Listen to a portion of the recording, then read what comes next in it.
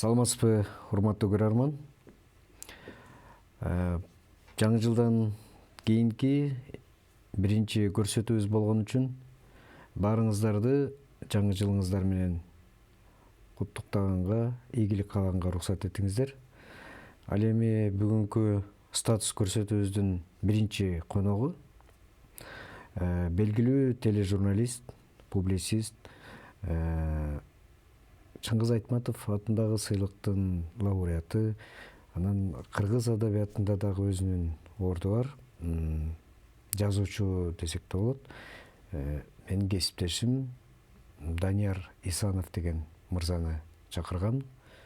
Assalamu алейкум. Саламатсызбы. Таке кандайсың? Салам. Жакшы. Жаңы жылың менен. Рахмат, өзүңөрдү дагы куттуктайм.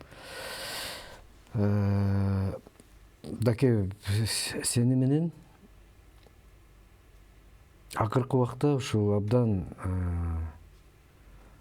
ызуучу болуп атабызбы. Былтыр эсиңде болсо, жаңы жылдан кийин Австралиядагы Токойдоку болгон өрт жөнүндө, анан жаңы башталган коронавирус жөнүндө көбүрөөк кызылдап баштадык эле жаңы жылда. Ушу Кыргызстанда. Анан барып бул дүйнөлүк болгону менен Кыргызстанда ушул убактарда башталган да сөз болуп. Азыр болсо быйыл биз маданияттагы маданиятсыз адамдар жөнүндө, маданияттын деңгээли жөнүндө абдан чоң сөз болуп атат коомчулукта. Анын ичинде сыйлыктар жөнүндө сөз болуп атат. Кандай дейсиң? Биз бул негизи маданият деген эмне? Биз көбүнчө сөз кылсак эле саясаттан сөз кылабыз, экономикадан сөз кылабыз. Ушулар биринчи чечилсин, маданиятты кое туралы депчи. Бирок азыр көрүп атабыз, маданиятыбыз абдан эле.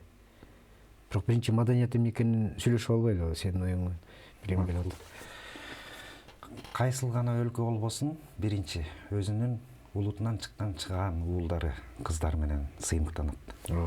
Акын жазуучулар менен, спортчулар менен, режиссерлор менен, актерлор менен, ырчылар менен. Улутту улут катары сактап турган бул маданият.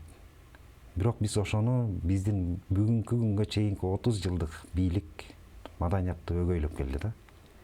Же болбосо маданиятта бир башаламан көрүнүштөр орун алды. Өзүң айткандай эле сыйлык бөлүштүрүү, же сыйлыкты сатып алуу. Ал сыйлыкты сатып алып аткан адам ал убактылуу гана нерсени ойлойт. Убактылуу. Чыныгы сыйлык бул элдин өзүнүн баасы, түбөлүк берген.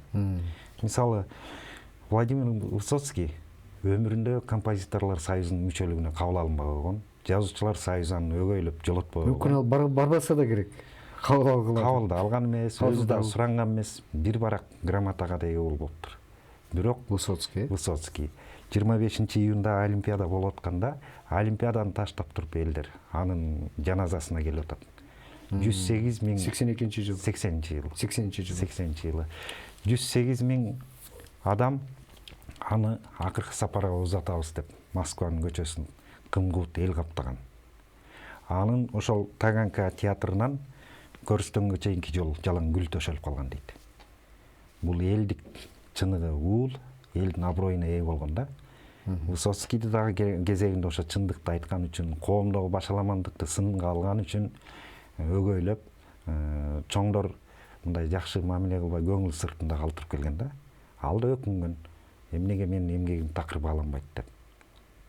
Пенде дагы. Пенде көпчүлүк учурда нааразы болгон, бирок анысын билгизген эмес. Бирок эл аны каерде болбосун урматтап дос болгон. Бир эле кызыгы Сочиге эс алганы барып калып, мейманканага буюмдарын калтырып, сыртка чыгып кетип кайра келсе, буюмдардын баарын уурлар уурдап кетет.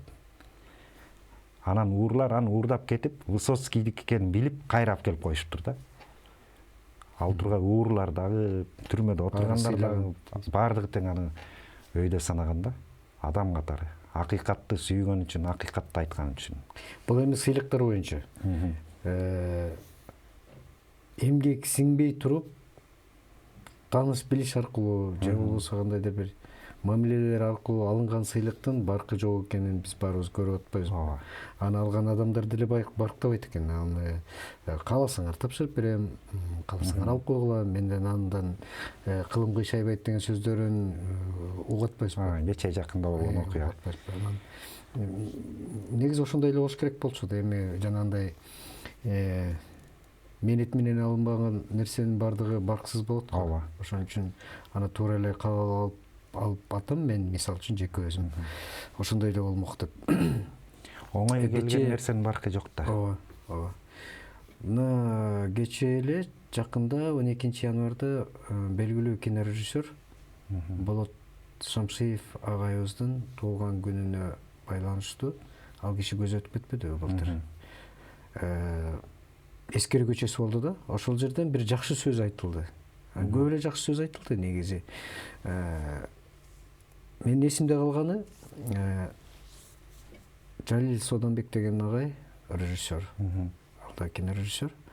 Ошол киши мынтип айтты да, биз азыр дейт өткөн президенттерди бирин жанагы бандитти түрмөдөн чыгара бердиң деп күнөөлөп атабыз дейт. Бирин болсо жанагы шаарды жылткан тести акчасын уурдалып кеткен деп күнөөлөп атабыз дейт. Негизи баардык президенттерди күнөөлөй турган жүйөлөр бар дейт. Менин оюмча алардын баарын ушул Болот Шамшиев агайыбызга 30 жыл ичинде кино тарттырбаган үчүн күнөөлөшүбүз керек деп атат да. Анан мен аны отуруп мен кошулам деп атам да өзүмдүн оюмдачы. Мен дагы кошумчалайт элем, кошулмак турсун. Баардык президенттерди ушул күнгө чейинки маданиятты өлтүргөн үчүн күнөөлөшүбүз керек. Күнөөлөмөк туруп жазалашыбыз керек деп. Себеби маданияттын деңгээли азыр болуп көрбөгөндөй. Маданияттын өзүнүн ичинде маданиятсыз адамдардын көбөйгөнү бул эми өтө төмөнкү деңгээлге түштү. Сенин көз карашың кандай? Ушул туурабы же? Бул мен бир нерсени баса белгилеп айткым келет да. Бул дүйнөдө атайын бир иштелип чыккан программа, бир дүйнөнү ала салдырып, ааламды бир уч колго кармайм деген ыплас саясатчылардын жасалган идеологиясы. 1948-жылы ЦРУ Американын чалгындоо башкармалыгынын кызматкери Ален Даллес таңазалуу чекист болгон. Ошол доктрина иштеп чыккан.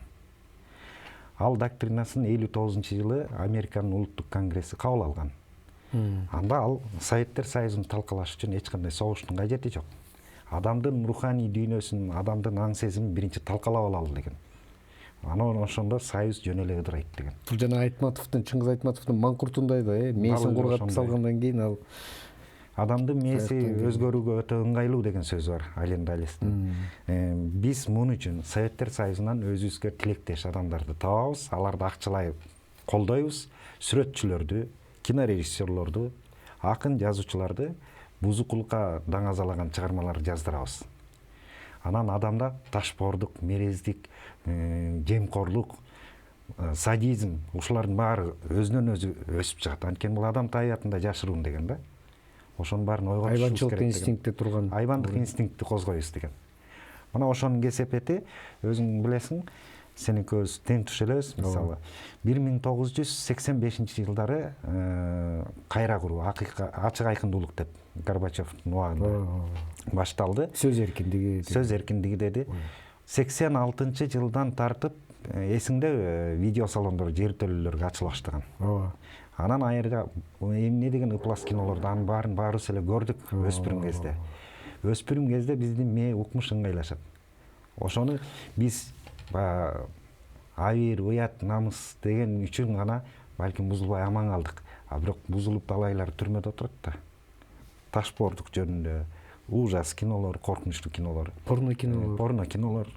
Ушулардын баарын жайылтып, алар видео салондорду ачканга бир шарт түзүп, анан кийин адамдын аң сезимин уулай башташты. Жана видеомагнитофондор, ВХС кассеталар ушул жаңы биз үчүн бир жаңылык болуп, каттуу каптап кирген. Эми өзүң элестеп көр. 85-жылдан бери канча жыл өттү? Бүгүнкү күндө каалаган нерсе бар азыр. Интернетке киресиң, ыплас кино көрөм десең, ыплас кино көрөсүң. ташборд келсе ташбордду жайылтышып атат. Бул ушу адамдын деңгээлинин өзүнөн, бирок адамдын деңгээли Эгер ага жол бербесе анда барбайт. Кайсы бир учурда өзүң кабардарсыңбы билбейм, бир чоң кылмыш болуп, бир колунда бар бай адамдардын үй бүлөсүнө кирип катар менен кырып кеткен. Атын айтпай эле коелу. Ошол базарчы, ошондо жанагы колго түшкөн юридика факультетинин, укуктануу факультетинин студенттери эмне себептен буга бардың деп атат. Алар айтып атат, Брат деген кино көрдүк эле. Ошондо брат байлардын баарын өлтүрүп чыгат. Анан ушул нерсе ушул культовый фильм болгон. Брат. Эми ал жакшы жагынан алып көрсөң болот. Аны мен деле мисалы 3-4 жолу, 10 чакты жолу көрдүм кайталап. Азыр деле кайталап берип калып атат. Ал күчтүү режиссер болгон эми Балабанов. Ал коомдогу эң талылуу, көйгөйлүү маселени көтөрүп чыккан. Бодров младший деп коет орустар, ошону ойногон кинону айтып атасың. Эми ал коомдогу болгон чындыкты алып туруп элге сунуп атат. Кабыл алган киши, мисалы сен экөөбүз аны көрүп туруп киши өлтүрбөйбүз. Киши өлтүрөм деген эгер жан дүйнөсү жарда адам болсо, сөзсүз жанагындай барат. Бул сөзүң улайды, таке. Негизи эле адабият, кино, музыка бул адамдын аң сезимин мындай орусча айтканда формировать этчү чоң курал да. Биз муну каалайбызбы эсиңде барбы? Биздин бир 15-16 жаштарыбызда чыкса керек. Фантомас деген кино чыккан француздардын. Мунун эми варианттары көп, 60-жылдары, 50-жылдары. Мунун варианттары көп. Ошондо жанагы үйдөн боюн таштап, кандайдыр бир муну кайталагандар көп болгон да. Мисалы үчүн ошо Брюс Ли мисалы үчүн, баары элдин баары каратист болуп болгусу келип. Бир эле мисал мен классташтарым аттарын айтпай эле коеюн, ошол Брюс Линин киносун баарыбыз эле сүйүп көрдүк. Азыр деле мен анын жакшы жактарын кабыл алам. Философия, акылман, даанышман адам болгон ал. Укмуштай көп китеп окуган, 3000дей китеп окуган, чыгыш философиясын казган, өзү философия факультетин аяктаган киши болгон. Брюс Ли. Китеп жазган, ыр которгон, ыр жазган. Менимче бул жөнүндө сен чоң бир жана закымга айланган жылдар деген бир немеңде немеңде көрсөтүүмдө бар. Эми мен жакшы жагын алганга аракет кылчумун да. Бирок айрым бир досторубуз эшиктин алдында турган отуруштардан эч нерсе калтырган эмес. Талкалап баарын сындырышкан, туурайбыз деп. Туура. Бул ташбордук жагын алганы, мисалы. Ал улуу нерсени айтам деп атат. Бирок аны түшүнүү, кабыл ала билүү адамда ар кимде ар кандай да. Туура. Жан дүйнөсү. Биз азыр маданият жөнүндө,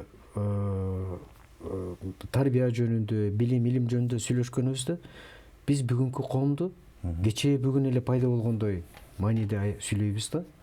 Буга чейин жакшы болчу, бүгүн ушундай жаман болуп калдык деп. Өзүң айтып калдың.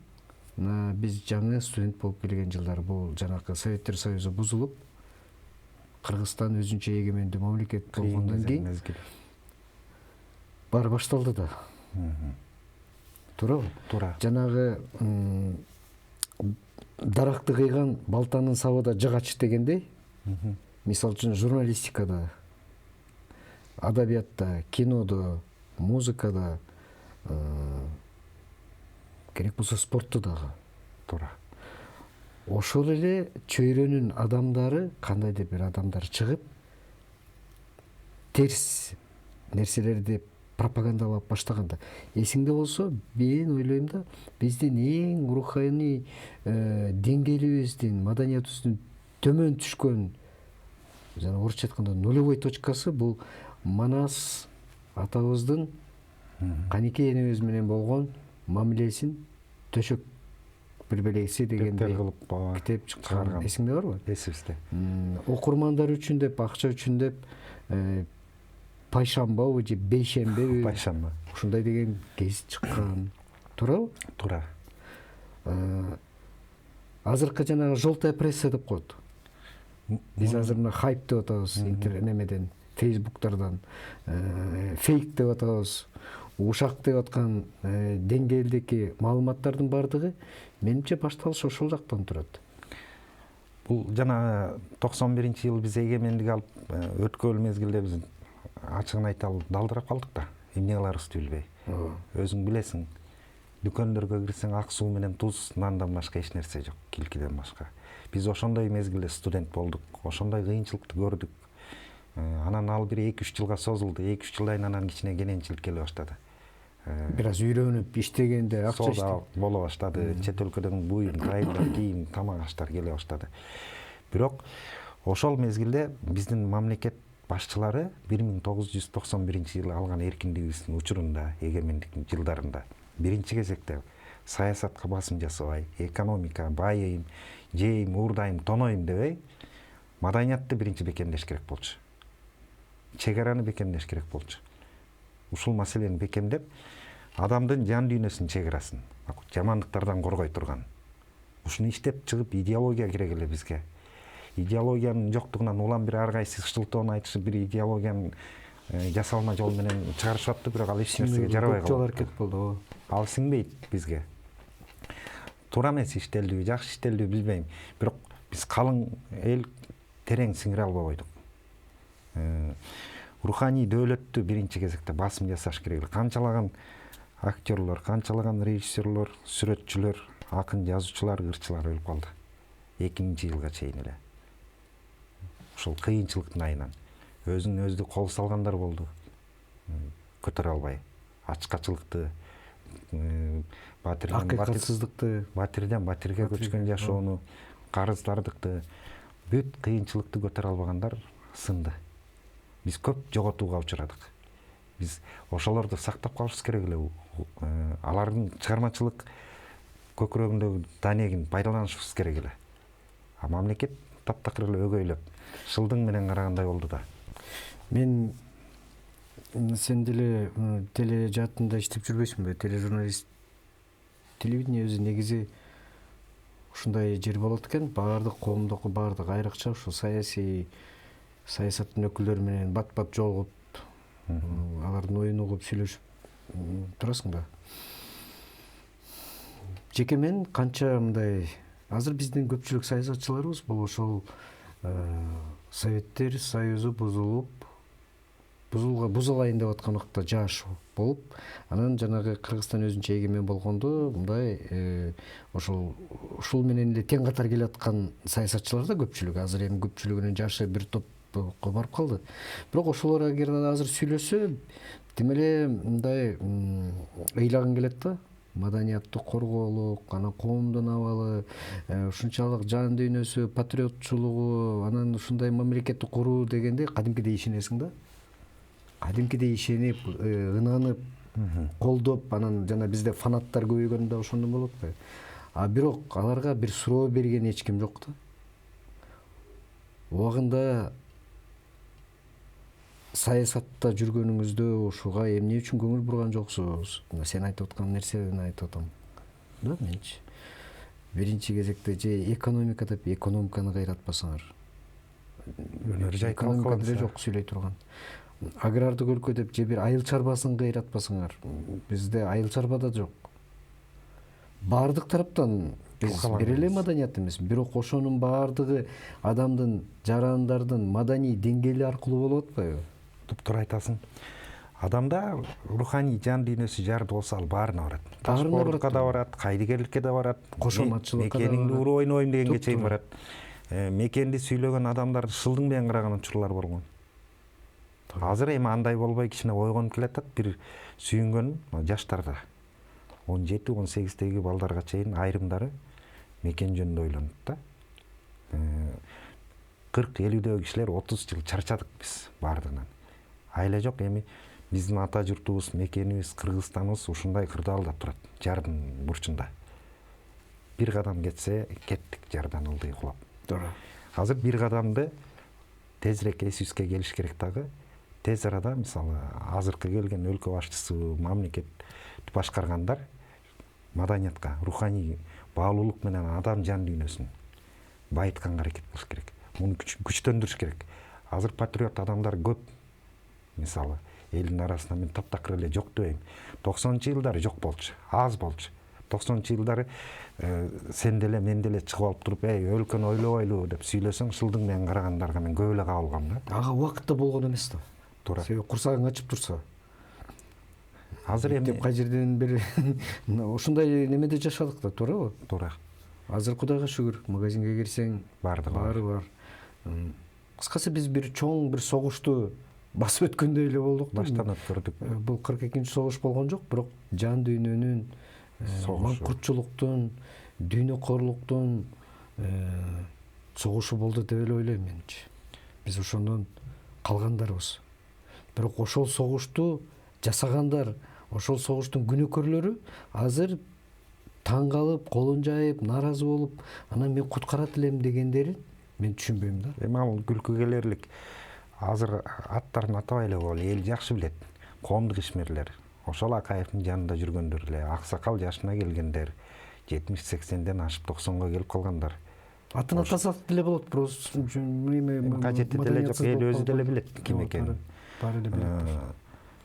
Эми ошолор улам кийинки келген президенттерге кошомат кылып келип олтуруп, туп-туура өлкөнү талкалашты. кулагына шыбырап отуруп, Биз өнүгүп атабыз деп калп жалган отчетторду беришти.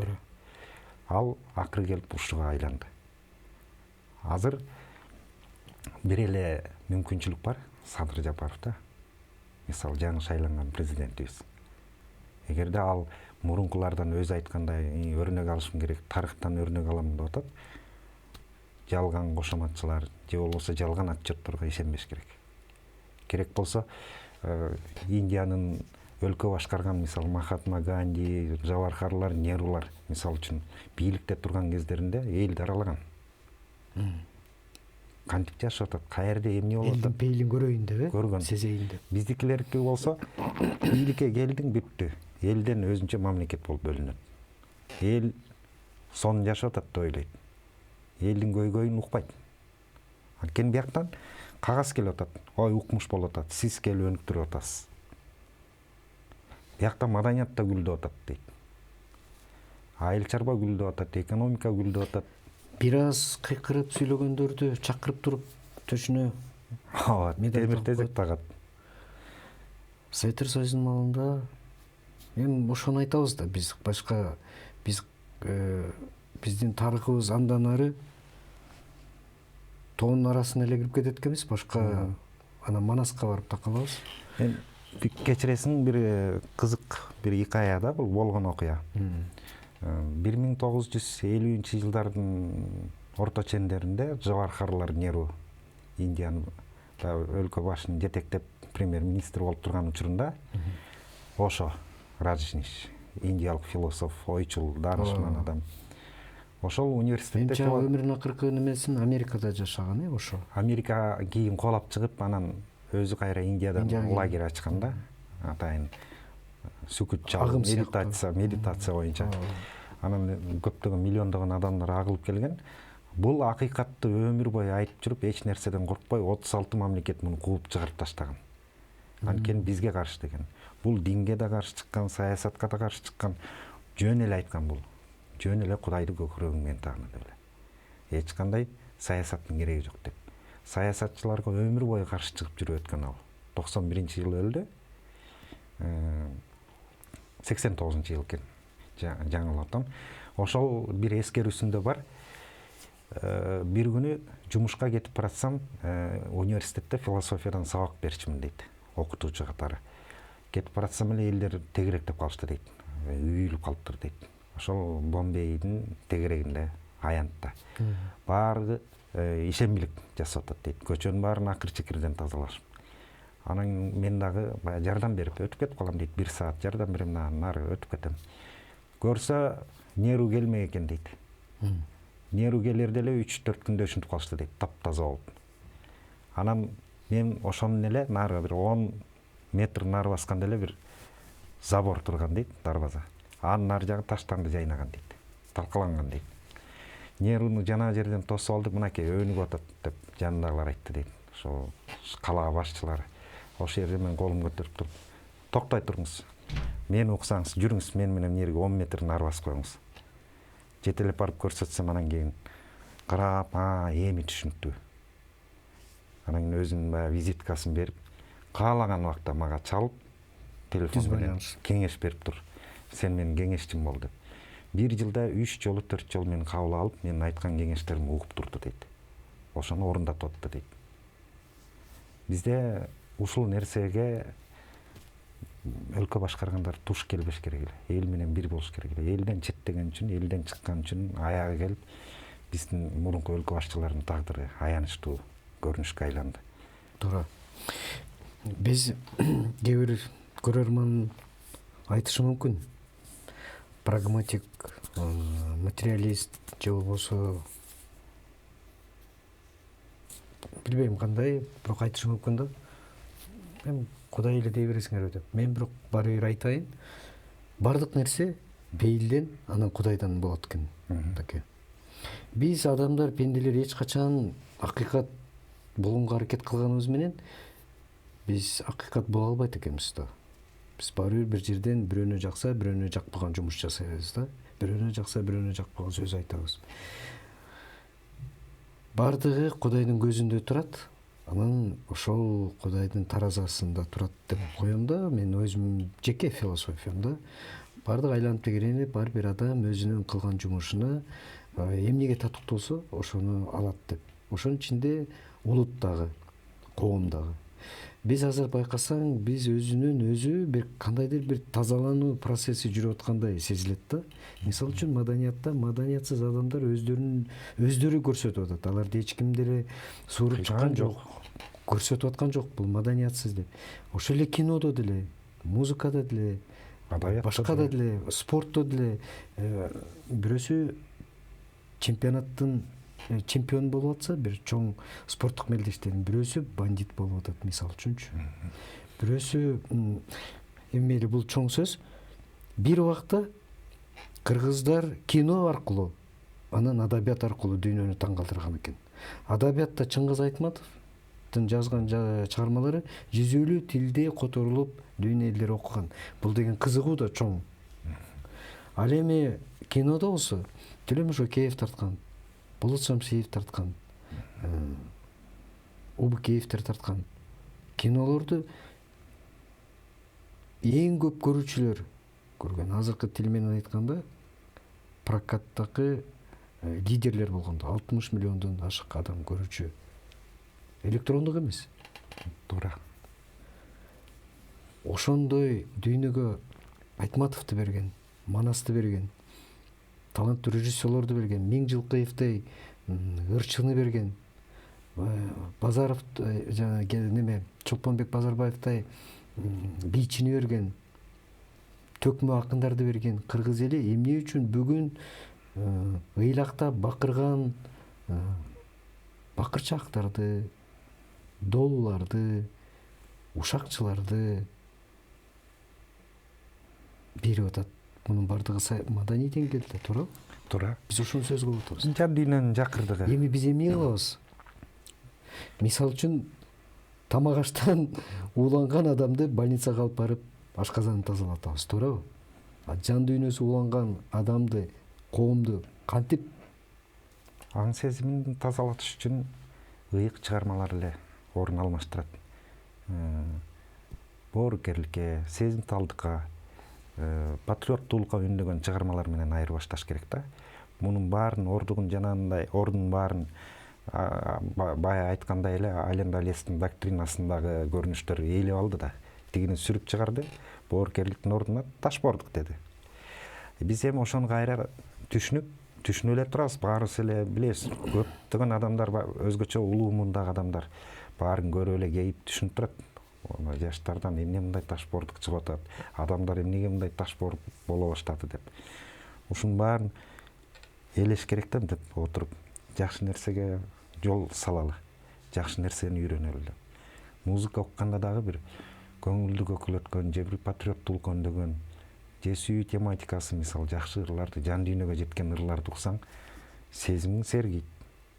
Тазалыкка өзүң бир кадам таштай баштайсың. Жакшы кино көрсөң, жан дүйнөң жаркыйт деп, ошонун таасиринде канча жүрөбүз. Бул катарсис деп коет, жана өзүнөн өзү тазалануу процесси. Ошол нерселерге эле басым жасаш керек. Мектептерде өзгөчө, бала бакчадан тартып мектептерде, университеттерде патриоттуулукка үндөш керек.